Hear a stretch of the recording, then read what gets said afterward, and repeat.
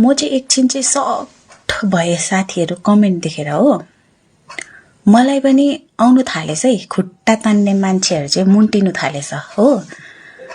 अनि अस्ति जुन चाहिँ मैले भिडियो बनाएको थिएँ कमेन्टको रिप्लाईको बारेमा 5 जनाको लागि होइन, त्यसमा चाहिँ मलाई एउटा कमेन्ट आएछ कि आन्टीको चाल ज्यादा भयो रे, आन्टीको एटिट्युड बेसी भयो अरे, एउटा दावा तामाङले चाहिँ लेख्नु भएछ।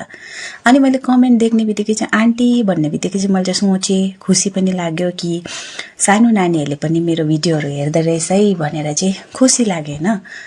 अनि प्रोफाइल चेक गरेर फोटोजमा गएँ, फोटोमा चेक गर्दै गएको त मेरो पो उल्टा बाजे रहेछ त हो, मलाई पो उल्टा आन्टी हेरे।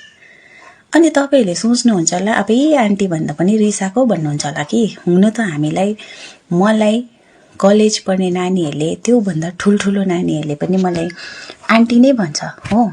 तर पनि म खुसी नै छु है, किनभने हामी आन्टी नै हो नि त। तर पहिला चाहिँ म यो भाइ हो कि अब नाति भन्नु कि भाइ भन्नु कि के भन्नु, अब म हो मलाई आन्टी भनेपछि। तर उसले चाहिँ पहिला, उस पनि भन्दिनँ म त, तैँले चाहिँ पहिला आफ्नो अनुहार हेरेर चाहिँ मलाई चाहिँ आन्टी भन्नु पर्थ्यो नि त। आफू चाहिँ छिप्पटे 32 सिटीमा पनि नपाक्ने मरत रहेछ हो, मलाई पो आन्टी हेरे हो।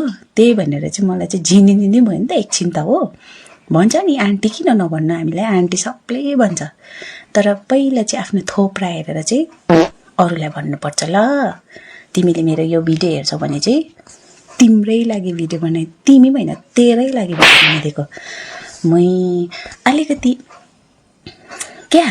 अलिकति मान्छे उँभो लागे भनेपछि दुनियाँभरको कमेन्टहरू गर्यो, अन्त के अरे डिमोटिभेट गर्नुलाई क्या। यस्तै मान्छेहरूले गर्दा चाहिँ हामी डिमोटिभेट भएर चाहिँ भिडियो नबनाओस् भनेर चाहिँ यस्तो कमेन्टहरू गर्छ नि त यस्तोहरूले चाहिँ। तपाईँहरू पनि यस्तो कमेन्ट गर्यो भन्दै भिडियो बनाउनु छोड्नु चाहिँ होइन नि, गर्नुपर्छ, झन् देखाउनुपर्छ कमेन्ट टिप्दै गर्दै। गाइस भिडियो त पुरै हेरिसक्नु होला, यो भिडियोबाट चाहिँ तपाईँले के सिक्नु भयो मलाई पनि भन्नु होला। यो भिडियोमा चाहिँ मलाई यति खुसी चाहिँ लाग्यो कि दिदी बहिनीहरूलाई चाहिँ अब कसैले केही नराम्रो भन्यो भने चाहिँ दिदी बहिनीहरूले चाहिँ छोड्ने रहेन रहेछ है, र डिमोटिभ चाहिँ हुँदैन रहेछ। यसरी भिडियो निकालेर बोलिदिनु भनेको त्यो मान्छेलाई कति साह्रो पऱ्यो होला है, सोचेको थिएन होला त्यो मान्छेले यसरी बोल्छ भनेर हो। रिप्लाई दाबी छ दि, मलाई त एकदम मन पऱ्यो, आई एप्रिसिएट यार। यस्तो चाहिँ हुनुपर्छ क्या एज अ कन्टेन्ट क्रिएटर भएदेखि। कसैले तपाईँलाई कमली उडाउँदैछ भनेपछि चाहिँ तपाईँले पनि दिनुपर्ने हो क्या रिप्लाई मेसेज। यसरी चाहिँ जसले रिप्लाई मेसेज दिँदैन, जो चुपचाप बस्छ त्यसलाई अझै आइबस्छ, जसले यसरी रिप्लाई दिन्छ उसलाई नेक्स्ट टाइमदेखि आउनुभन्दा अगाडि चाहिँ 10 पल्ट सोध्छ।